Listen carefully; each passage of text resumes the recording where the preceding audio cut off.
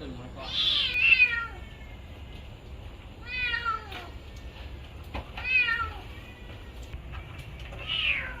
เจ้าดีวิ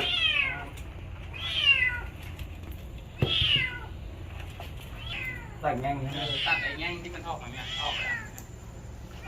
โอเคแป๊บต่อเครื่องแล้ว ให้เรา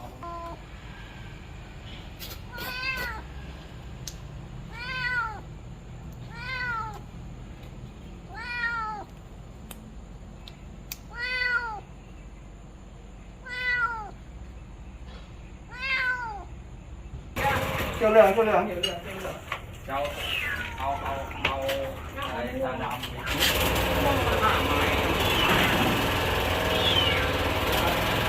เอาตัดแง่งแบบ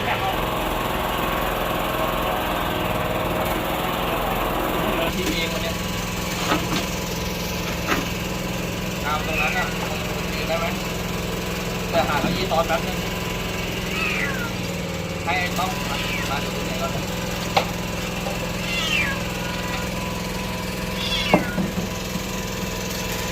ไอ้ต้องจับมือไว้มีแต่อันนี้เอาไปยึดแมว ทำจับมือให้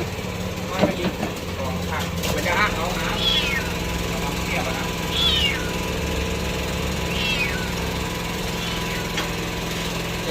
ไปหาเล่นเครื่องให้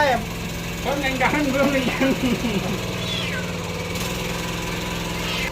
ทำไม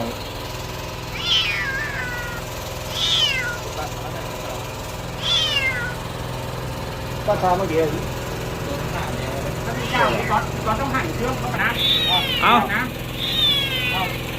ดิบเข้าเอามา เขาเอาอีก อะไรนะ เอาตั้งเลยพี่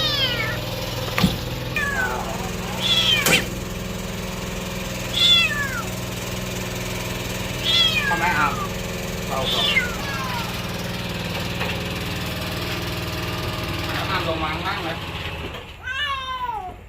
มันจะเอาไปข้างนั้นได้ไหมมันต้องยึดให้มันแน่นอ่ะ อันนี้เลยไหมหรือว่า เอาของถังนี้เลยเอากระเป๋ายามาเฮ้ย ร้อนก็เปล่าอย่าง ด้านนี้ด้านนั้นตะปูขนาดได้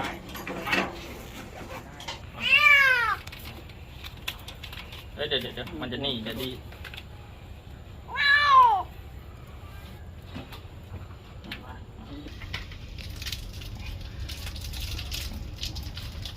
ต้องช่วยยาเก็บของเลย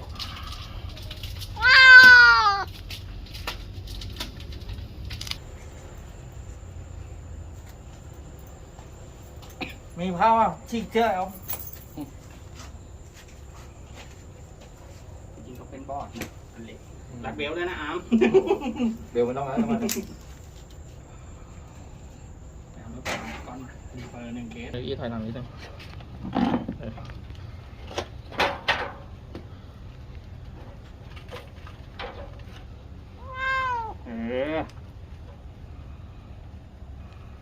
ภาพสวยๆเลยพี่อ๊อฟเนี่ยตอนพันเนี่ยที่เรียบร้อยแล้วเป็นไงล่ะพันตะปอ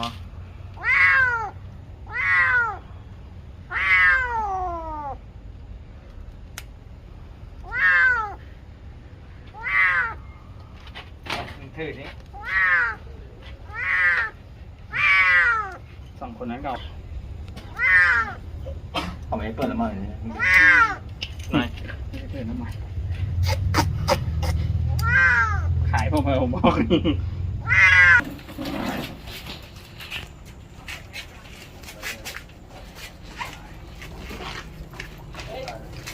ไปเดินตามเอาไข่มาด้วย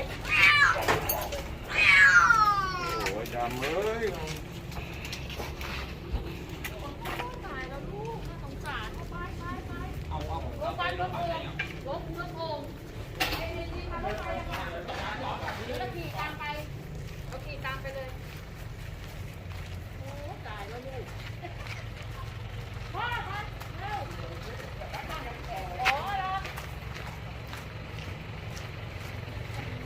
ไปคันไหนอ่ะนี่เดี๋ยวไปส่งก่อนจะให้ยะค่อยกลับมารับยะเอาของเก็บแล้วไปส่งกัน